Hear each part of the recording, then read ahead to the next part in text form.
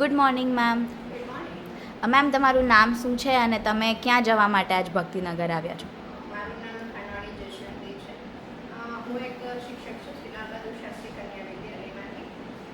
આજે વેરાવળ જવા માટે હું અહીંયા ભક્તિનગર રેલવે સ્ટેશનમાં આવી છું. તો મેમ ભક્તિનગર રેલવે સ્ટેશનના રીડેવલપમેન્ટ પછી આજ ફર્સ્ટ ટાઈમ તમે વિઝિટ કરી રહ્યા છો, તમને સ્ટેશન કેવું લાગ્યું? ખરેખર જોઈએ તો સૌથી પહેલાં તો અંદર આવ્યા ને ત્યાં જ એક સરસ મજાના ગાર્ડન જેવો એરિયા જોવા મળ્યો, સ્વચ્છતા જોવા મળી, મુસાફરો માટે એકદમ કમ્ફર્ટેબલ એરિયા રીડેવલપમેન્ટમાં જોવા મળ્યો.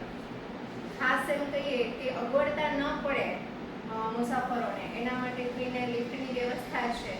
4 લિફ્ટની વ્યવસ્થા એટલે એમ કહી શકાય કે એ આપણું એક વિકાસાત્મક પગલું છે આપણા ગુજરાતનું કે જે આ સ્ટેશનમાં જોવા મળ્યું. મહિલાઓ માટેનો વેઇટિંગ રૂમ જે છે ખૂબ સરસ રીતે બનાવવામાં આવ્યો છે.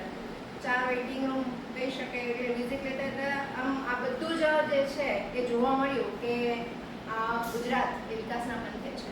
મેમ તમને ફૂટ ઓવર બ્રિજ કેવો લાગ્યો? ઓવરબ્રિજ જે એમાં કહી શકાય 4 લિફ્ટની વ્યવસ્થા અને એ પણ 20 પેસેન્જર એકસાથે એ લઈ જઈ શકે તો ભવિષ્યની અંદર પણ આ સ્ટેશન જે છે એમાં જો મુસાફરોની સંખ્યા ખૂબ વધારે હોય ને તેમ છતાં પણ કોઈને કંઈ અગવડતા ન પડે, બાળકો છે, વૃદ્ધો છે, આ બધા માટે સલામત એવું સ્થળ અને એવું રીડેવલપમેન્ટ અહીંયાનું જોવા મળ્યું છે.